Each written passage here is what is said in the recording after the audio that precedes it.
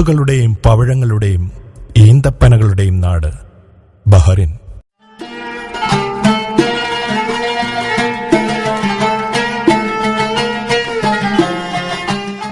ഏതാണ്ട് 35 പരം ദ്വീപസമൂഹങ്ങൾ കൂടിച്ചേരുന്ന ഒരു മനോഹരമായ ദ്വീപ് ബഹറിൻ.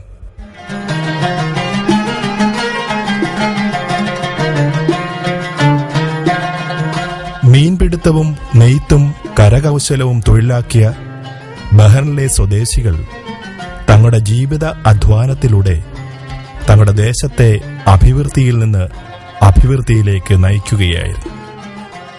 1940കളുടെയും 50കളുടെയും കാലഘട്ടത്തിൽ ഇന്ത്യയിൽ നിന്നും പ്രത്യേകിച്ച് കേരളത്തിൽ നിന്നും അനേകം പേർ തൊഴിൽ തേടി ബഹറിലേക്ക് കടന്നുവന്നു.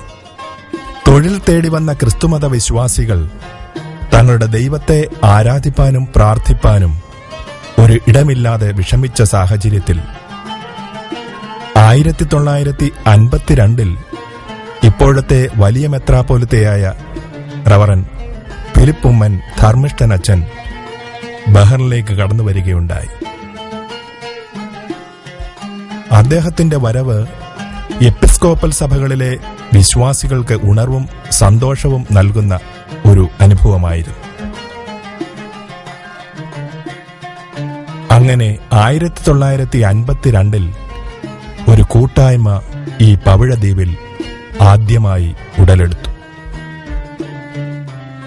ഏതാണ്ട് 10 വർഷത്തിനു ശേഷം 1962 മാർത്തോമ പ്രയർ ഗ്രൂപ്പ് സഭയുടെ പൂർണ്ണ വിശ്വാസത്തിന്റെ നിഴലിൽ ഇവിടെ രൂപപ്പെടുകയും 1963 ഡോക്ടർ യൂഹാനോൻ മാർത്തോമ മെത്രാപ്പോലിത്തയുടെ കൽപ്പന മുഖാന്തരം മാർത്തോമ ഇടവകയായി സ്ഥിരീകരിക്കുകയും ചെയ്തു. ബഹറിൻ മാർത്തോമ ഇടവകയുടെ ആദ്യ വികാരിയായി ദിവ്യശ്രീ എം.ഒ. ഉമ്മനെ നിയമിക്കുകയും അദ്ദേഹം കുവൈറ്റ് ബഹറിൻ ഇടവകയുടെ ചുമതലയിൽ 1966 വരെ സ്തുത്യർഹമായി സേവനം അനുഷ്ഠിക്കുകയും ചെയ്തു. തുടർന്നുള്ള വർഷങ്ങളിൽ മാർത്തോമ സഭയിലെ പ്രഗത്ഭരായ പട്ടക്കാർ ദിവംഗതനായ വന്യശ്രീ ഡി അലക്സാണ്ടർ,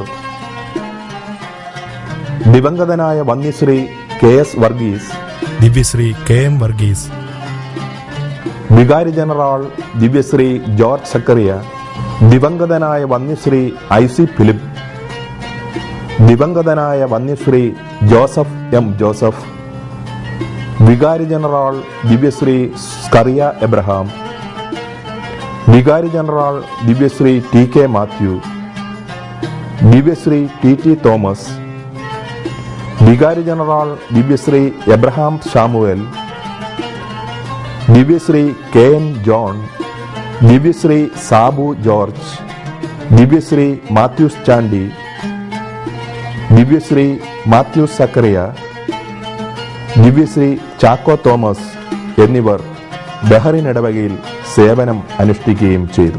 1963 60 അംഗങ്ങളുമായി ആരംഭിച്ച ബഹറിൻ മാർത്തോമ ഇടവക ഇന്ന് 2700 അധികം അംഗങ്ങളുള്ള വലിയ ഒരു ഇടവകയായി മാറിക്കഴിഞ്ഞു എന്നത് മാർത്തോമ സഭയ്ക്ക് അഭിമാനിക്കത്തക്കതാണ്. ഇടവക രൂപം കൊണ്ട അന്നു മുതൽ പോഷക സംഘടനകൾ പ്രവർത്തിച്ചു തുടങ്ങി എന്നത് ഇടവകയുടെ ആത്മീയ വളർച്ചയുടെ വ്യക്തമായ ഉദാഹരണമാണ്.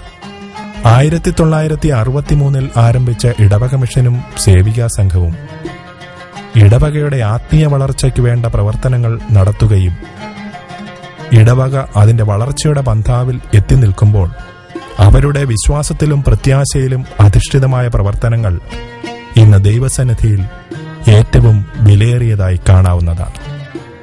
1984 സേവ്യാ സംഘത്തിന്റെ നേതൃത്വത്തിൽ കൊല്ലം ജില്ലയിൽ ചാത്തന്നൂരിൽ ആരംഭിച്ച ബഹറിൻ സെന്റർ കാരുണ്യ പ്രവർത്തനങ്ങളിൽ ബഹറിൻ ഇടവകയുടെ പങ്ക് എടുത്തു കാട്ടാവുന്നതാണ്. 1963 26 കുട്ടികളും 3 ടീച്ചേഴ്സുമായി തുടങ്ങിയ സൺഡേ സ്കൂൾ ഇന്ന് 465 കുട്ടികളും 47 ടീച്ചേഴ്സുമായി വളർന്ന് പന്തലിച്ച് നിൽക്കുന്നു.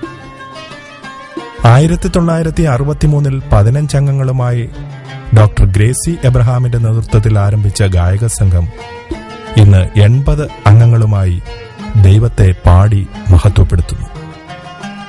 1972 ആരംഭിച്ച യുവജന സഖ്യം കഴിഞ്ഞ 40 വർഷമായി ഇടവകയുടെ അഭിമാനമായി മാറി ഇന്ന് 168 അംഗങ്ങളുമായി വളർന്ന് ഇടവകയുടെ നെടുംതൂണായി മാറിക്കഴിഞ്ഞു.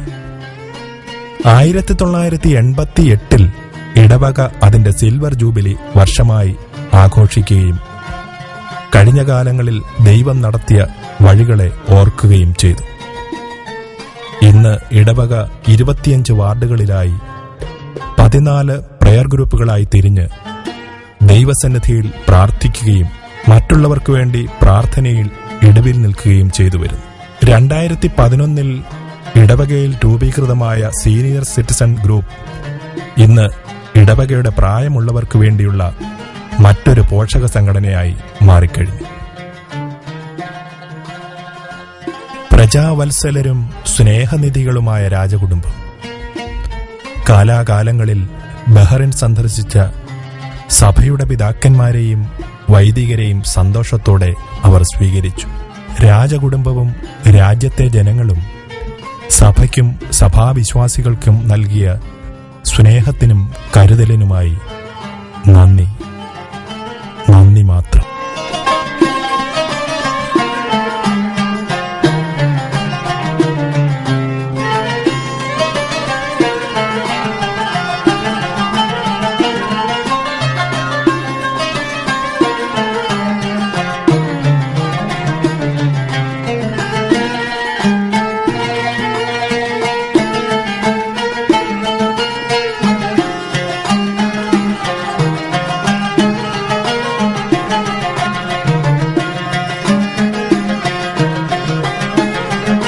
ബഹുമാനപ്പെട്ട റെഞ്ചി വർഗീസ് അച്ഛന്റെയും റെജി ഡാൻ കെ പീലിപ്പോസ് അച്ഛന്റെയും നേതൃത്വത്തിൽ ഈ മഹാ ഇടവക ഇന്ന് 50ാം വാർഷികത്തിന്റെ പടിവാതിലിൽ എത്തി നിൽക്കുമ്പോൾ കരുണാമയനായ കർത്താവിനോട് നന്ദിയോടെ നമുക്ക് പ്രാർത്ഥിക്കാം. നിന്നതല്ല കർത്താവേ, അവിടുന്ന് നിർത്തിയതാണ്. നേടിയതല്ല കർത്താവേ, അവിടുന്നെല്ലാം തന്നതാണ്. അഭിമന്യ വലിയ മെത്രാപ്പൊലീത്ത ബഹ്റിൻ മാർത്തോമാ ഇടവകയ്ക്ക് നൽകിയ പ്രത്യേക അഭിമുഖത്തിൽ നിന്നും. സുവർണ ജൂബിലി ആഘോഷിക്കുന്ന ബഹ്റിൻ മാർത്തോമാ ഇടവക ജനങ്ങൾക്ക് ബഹ്റിൻ മാർത്തോമാ ഇടവകയുടെ മുഖ്യ ശില്പിയായ തിരുമേനിക്ക് നൽകുവാനുള്ള പുതിയ ദൂതെന്താണ്? ബഹ്റിൻ ഇടവക ഈ വർഷം ഇടവകയുടെ സ്ഥാപനത്തിന്റെ സുവർണ ജൂബിലി ആഘോഷിക്കാമെന്നതിൽ എനിക്ക് വളരെയധികം സന്തോഷമുണ്ട്. അവിടെ ആദ്യം വന്ന ഒരു പട്ടക്കാരനാണ് ഞാൻ. അതിപ്പോൾ വളരെയധികം വളർന്ന് സഭയുടെ ഒരു നല്ല 2-3 അച്ഛന്മാരവിടെ ഉണ്ട്. നമ്മൾ സുവിശേഷം വായിക്കുമ്പോൾ സുവിശേഷ ഘോഷണത്തിന് അപ്പോസ്തലന്മാർ സ്വീകരിച്ചതോ അത് അവർ സ്വീകരിക്കപ്പെട്ട് അവരെ സാഹചര്യം കൊണ്ട് സ്വീകരിച്ചതായ പല സുവിശേഷ മാർഗങ്ങളുണ്ട്. പ്രധാനമായി 2 ചിതറിപ്പോയവർ സുവിശേഷം പ്രസംഗിച്ച് അവിടെ സഭകൾ സ്ഥാപിച്ചു. മറ്റൊന്ന് ദൈവവിളി കേട്ടുമൊക്കെ ഓരോ സ്ഥാനങ്ങളിലേക്ക് പ്രത്യേകം പറയാനായിട്ട് പോയി. മാർത്തോമാ സഭയിൽ 2 സഭയുടെ സുവിശേഷം ചിതറിപ്പോയവരിൽ കൂടിയാണ്. സ്ഥാപനയുടെ സുവിശേഷം തിരഞ്ഞെടുക്കപ്പെട്ട അയച്ചവരിൽ കൂടിയാണ്. മാർത്തോമാ സഭ അതിൻ്റെ ആദ്യകാലത്ത് തിരുവിതാംകൂറിൽ മാത്രം ഉൾപ്പെട്ടിയ ഒരു സഭയായിരുന്നു. കുറെ കഴിഞ്ഞപ്പോൾ ജോലിക്കും മറ്റുമായ ആളുകൾ ഭാരതത്തിലെ മറ്റ് സ്ഥലങ്ങളിലേക്ക് പോയി. അങ്ങനെയാണ് ആദ്യം നമുക്ക് കേരളത്തിന്റെ വെളിയിൽ സ്ഥാപിച്ച സഭ മദ്രാസിലാണ്. അത് അവിടെ ജോലിക്ക് പോയ ആളുകൾ ഒരുമിച്ചുകൂടി അവരെ അവർ തന്നെ പ്രാർത്ഥിക്കുകയും വേദപുസ്തകം ധ്യാനിക്കുകയും ഒക്കെ ചെയ്തു.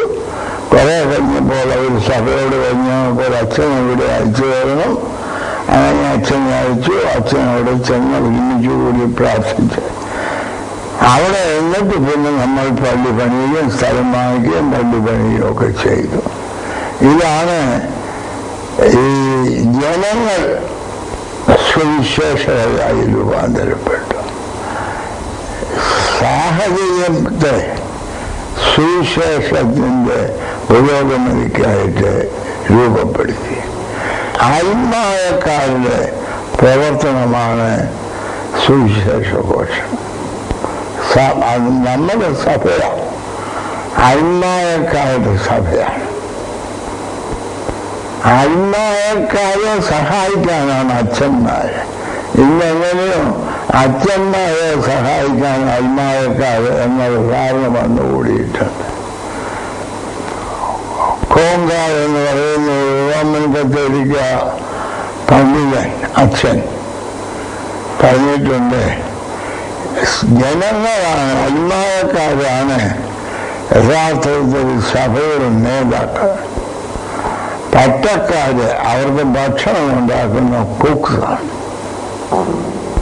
യോദ്ധാക്കൾ ആത്മായക്കാരാണ്. ഇത് നമ്മുടെ സഭയുടെ ചരിത്രത്തിൽ വളരെ ശരിയാണ്. എല്ലാ സ്ഥലത്തും ബാഹവനിൽ ഓരോരോ ജോലിക്കായി പോയ ആളുകൾ അവരൊരുമിച്ച് കൂടി ആദ്യം തന്നെ ഓരോ പട്ടക്കാരനുമില്ലാതെ പ്രാർത്ഥിക്കുകയും ധ്യാനിക്കുകയും ദൈവവചനം ഘോഷിക്കുകയും ഒക്കെ ചെയ്തു. അതുകൂടി അവർ സംഘടിതമായപ്പോൾ അവർ സഭയോട് പറഞ്ഞു, ഞങ്ങൾക്കൊരച്ഛനെയൊക്കെ അയച്ചു. അങ്ങനെ ആത്മായ നേതൃത്വത്തിലാണ് സഭയുടെ പുരോഗതി നിന്നത്.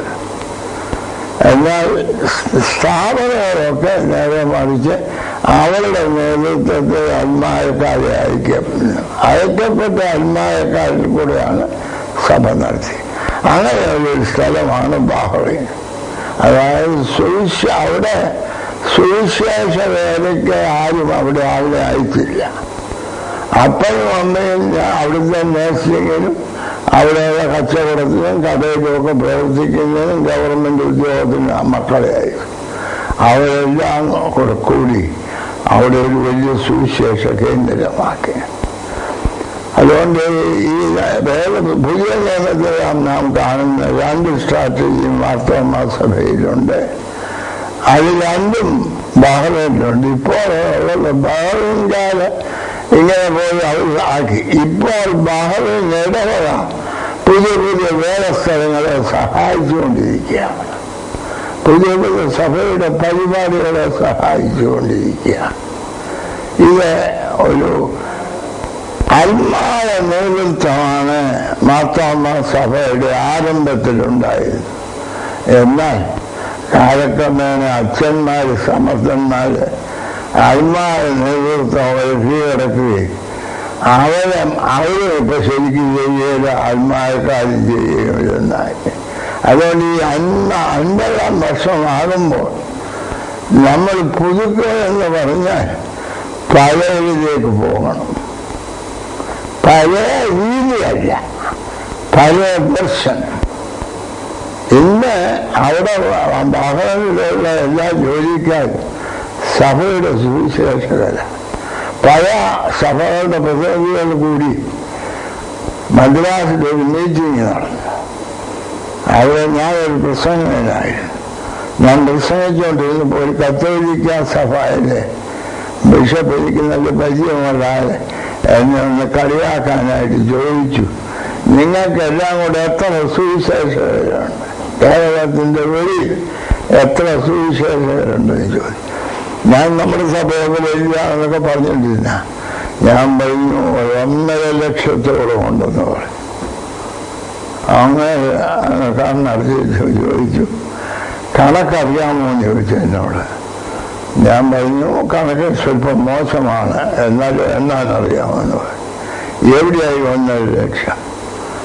ഞാൻ പറഞ്ഞു ഞങ്ങളുടെ ആളുകൾ എല്ലാ ക്രിസ്ത്യാനിയും സുവിശേഷകരാണ്. അവരെല്ലാം സുവിശേഷം.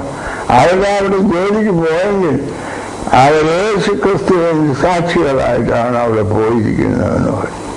എല്ലാവരും കൈയടിച്ച് എന്നെ ബഹുമാനിച്ചു. എന്നാൽ നിങ്ങളെ അവിടെ സുവിശേഷകരായിട്ടിരിക്കുന്ന ദൈവമാണ്. ആ ദൈവത്തിന് മഹത്വം നിങ്ങളുടെ നല്ല പ്രവൃത്തികളെ കണ്ട് ലോകം ദൈവത്തെ മഹത്വപ്പെടുത്തണം. അതാണ് സുവിശേഷ വേല. നമ്മൾ ഇന്ന് 8 മണി മുതൽ 10 മണി വരെ സുവിശേഷ വേലക്കാരും 10 മണി മുതൽ മാർത്തോമാക്കാർ രോഗമുള്ളവരുമായ മാർത്തോമാക്കാരാണ്. അത് സുവിശേഷ വേലയല്ല. യേശു ക്രിസ്തു ജീവിച്ചു, അതാണ് സുവിശേഷം. മനുഷ്യന്റെ മധ്യത്തിൽ ജീവിക്കുന്നതാണ് സുവിശേഷം. മനുഷ്യർ നിങ്ങളുടെ നല്ല പ്രവൃത്തികളെ കണ്ട് ദൈവത്തെ മഹത്വപ്പെടുത്തും. ദൈവത്തെ നിങ്ങളിൽ കൂടെ കാണുന്നതിന് സാധിക്കണം. അതാണ്. അതുകൊണ്ട് ഞാൻ മുമ്പേ പറഞ്ഞ തുടർന്ന് പറയുന്നത്, നിങ്ങളുടെ അവിടെയുള്ള ജീവിതത്തിൽ യേശു ക്രിസ്തുവിന്റെ സ്നേഹവും വിശുദ്ധിയും കരുതലും എല്ലാം ആ ദേശവാസികൾ കാണണം.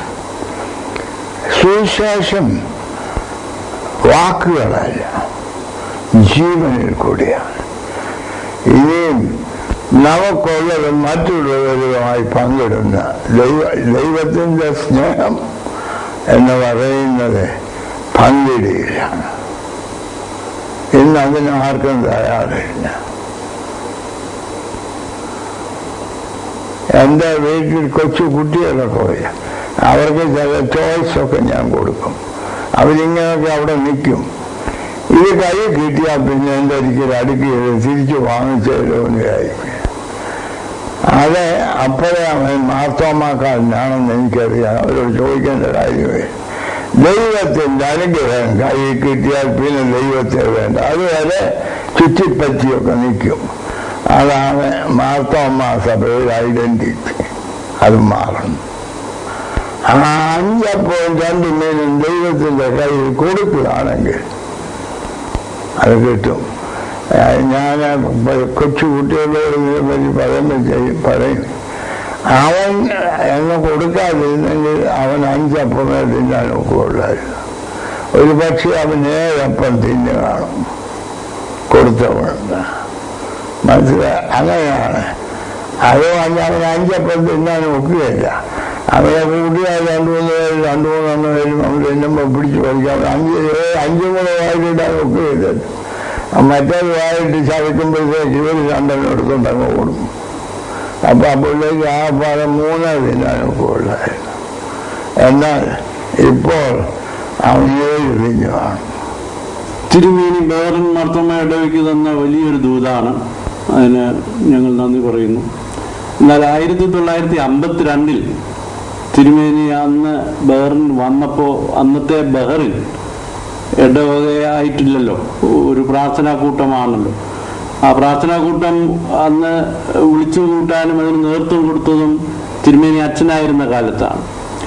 അന്ന് വന്ന ആ ധർമ്മിഷ്ഠൻ അച്ഛൻ എന്തൊക്കെ ത്യാഗം അനുഭവിച്ചു അവിടെ വരാൻ. കുവൈറ്റിൽ നിന്നാ വന്നെന്നാ കേട്ടത്. അന്നത്തെ ബഹറിൻ എങ്ങനെയിരുന്നു? ആ കാലത്ത് നമ്മുടെ ആളുകൾ വളരെ വിഷമം അനുഭവിച്ചിരുന്നു. ഇന്നുള്ള യാതൊരു സൗകര്യങ്ങളും വന്നില്ല. അവിടെ എയർ കണ്ടീഷനൊന്നുമില്ല. രാമച്ചൻ തട്ടിയാൽ കൂടെ വെള്ളം ഇങ്ങനെ ഒലിക്കും. ആ വെള്ളം ഒരു ഫാൻ വെച്ച് കറക്കും. അപ്പോൾ ആ രാമച്ചൻ്റെ ഒരു നല്ല തണുത്ത വെള്ളം ആളുകൾക്ക് വരും. അങ്ങനെയായിരുന്നു. അവിടെ സൗകര്യങ്ങളും കടകളും മറ്റുമൊക്കെ വളരെ കുറവായിരുന്നു. അന്ന് കപ്പലിലുമൊക്കെ പലരും വരുന്നുണ്ടായിരുന്നു. കപ്പൽപ്ലെയിനിലും വരും. അങ്ങനെയൊക്കെ ഉള്ളതാണ്. അങ്ങനെ അവരത് സ്വീകരിച്ച് സഹിച്ച് പ്രവർത്തിച്ച് ഇന്ത്യയിലെ പ്രവർത്തകർ നല്ല പ്രവർത്തകരാണെന്നൊരു പേര് സമ്പാദിച്ചു. ത്യാഗത്തോടും പിറുപിറുപ്പ് കൂടാതെയും പ്രവർത്തിച്ച നമ്മുടെ പിതാക്കന്മാരാണ് ഇന്ന് നല്ല സന്തോഷത്തോടെ ജീവിക്കാനുള്ള വഴി വെട്ടി തുറന്നത്. അതിടെ എപ്പോഴും ഓർക്കണം, സഭയും ഓർക്കണം. തിരുമേനി ഒരുപാട് ബലിതം പറയുന്ന ആളാണ്. ബഹറിനെ പറ്റി എന്തെങ്കിലും ഞങ്ങളെ ഷെയർ ചെയ്യാൻ പറ്റിയ എന്തെങ്കിലും രസകരമായ അനുഭവം വല്ലതും ഉണ്ടോ? പറയാം. ഞാൻ ബഹറിനിൽ ആദ്യമായി വന്ന് കുവൈറ്റിൽ നിന്നാണ്. ഞാൻ കുവൈറ്റിൽ ചെന്നപ്പോൾ അവിടുത്തെ ഒരു അറബി വേഷം, അപ്പൊ എന്റെ ഇതൊക്കെ അറബി വേഷത്തോട് ചോദിച്ചതാണ്. അന്ന് ഞാൻ അച്ഛനാണ്. ഞാൻ ഈ അറബിയുടെ അത് അതിൻ്റെ പുറത്ത് അതൊക്കെ ഇട്ട് അറബി വേഷത്തിലാണ് ബഹറിനിലേക്ക് ചെന്നിറങ്ങിയത്. അപ്പൊ ഞാൻ കുവൈറ്റിൽ നിന്ന് തിരിച്ചപ്പോൾ അവർ പറഞ്ഞു, തിരുമേനി പ്ലെയിനിലുണ്ട്. എൻ്റെ പ്ലെയിൻ വന്നപ്പോൾ അവര് അവിടെ എൻ്റെ സ്ഥലത്ത് ആ എയറോഡ്രോമിൽ അവിടെ നോക്കി. അപ്പോൾ നമ്മുടെ കുപ്പായം ഇട്ട് ഒരാളില്ല. അപ്പൊ അവര് പറഞ്ഞു, അത് തിരുമേനിയില്ലല്ലോ, അത് തിരുമേനി വന്ന്, അത് തിരുമേനിയല്ല, അച്ഛനാണ്, അച്ഛൻ വന്നില്ലല്ലോ എന്നൊക്കെ പറഞ്ഞു. അവര് പറഞ്ഞുകൊണ്ട് ഞങ്ങളെല്ലാം കയറ്റി വിട്ടത്, ഞങ്ങൾ കണ്ടത്. അവര് പറഞ്ഞ് ഞങ്ങളിപ്പോൾ നോക്കി കാണാനില്ലെന്ന് പറഞ്ഞു. അവരങ്ങനെ പറഞ്ഞ് ഇവിടെ വന്നപ്പോൾ ഞാൻ ഇന്ത്യയിൽ ഒരു അറബി, എന്നെ പോലെ ഒരു അറബി വന്നായിരുന്നു.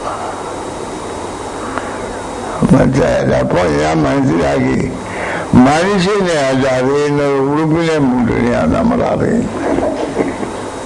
എന്നാൽ ഒരു കാര്യം കൂടെ എനിക്ക് പറയാനുണ്ട്. നമ്മുടെ സമൂഹത്തിൽ നിന്ന് പ്രായമുള്ളവർ വർദ്ധിച്ചു വരികയാണ്.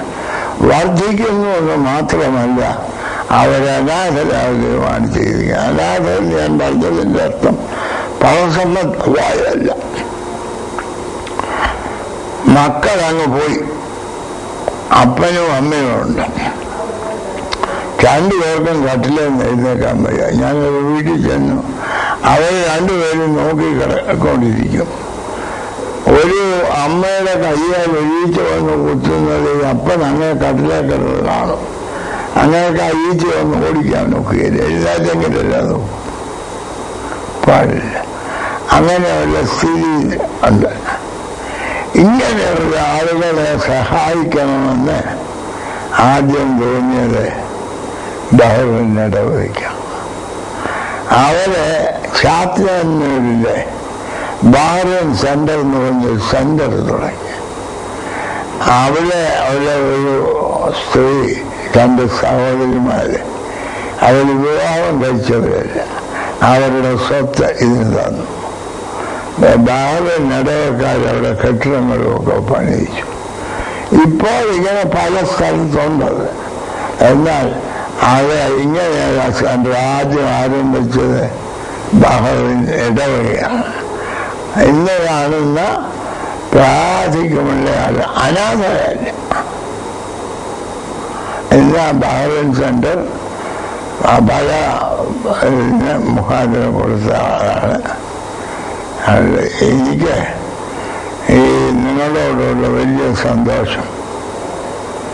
ഇങ്ങനെ ഈ ബഹറിൻ സെന്ററിന്റെ നേതൃത്വം ബഹറിനിലെ ഇടവക്കാരുടെ ക്രിസ്തീയ താല്പര്യം, സുവിശേഷ തീഷ്ണത, ഇന്ന് സഭയോടുമൊക്കെ ഉള്ള സ്നേഹവും സഭയുടെ പ്രവർത്തനത്തിലുള്ള പങ്കാളിത്തം, പ്രത്യേകിച്ച് സാമ്പത്തിക കാര്യങ്ങളിലുള്ള പങ്കാളിത്തം, ഇതൊക്കെയും വളരെ ശ്രേഷ്ഠമാണെന്ന് പറവാൻ ഒരവസരം നൽകിയതിന് നിങ്ങൾ ഈ ചുമതലക്കാരോടൊന്ന് വളരെയധികം നന്ദിയുണ്ട്.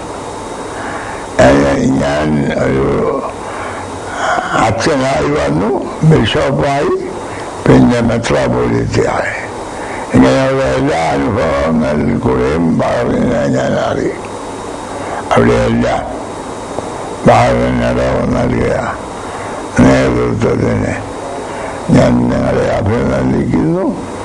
കൂടുതൽ നേതൃത്വം നൽകുന്നതിന് ദൈവം നിങ്ങളെ അനുഗ്രഹിക്കട്ടെ എന്ന് പ്രാർത്ഥിക്കുകയും ചെയ്യും. നിങ്ങൾ ജൂബിലി ആഘോഷിക്കുമ്പോൾ, സുവർണ ജൂബിലി ആഘോഷിക്കുമ്പോൾ ഈ വലിയ ദർശനത്തെ പുതുക്കി പുതിയ ദർശനങ്ങൾ സാഹചര്യങ്ങളെക്കൊള്ള വെല്ലുവിളികളായിട്ട് സ്വീകരിച്ച് കഴിഞ്ഞ കാലത്തേക്കാൾ അധികമായി ദൈവത്തെ മഹത്വപ്പെടുത്തുന്ന ഒരു ഇടവകയായിട്ട് നമ്മുടെ ബഹറിൻ മാർത്തോമാ ഇടവക ശോഭിക്കട്ടെ എന്ന് ആശംസിക്കുകയും പ്രാർത്ഥിക്കുകയും ആശീർവദിക്കുകയും ചെയ്തുകൊള്ളു. ഇടവകയുടെ പ്രാർത്ഥനയുടെ പ്രതിഫലം ചിരകാല അഭിലാഷം, ഒരു ദേവാലയം. ആ സ്വപ്നം ഇതാ യാഥാർത്ഥ്യത്തിലേക്ക്.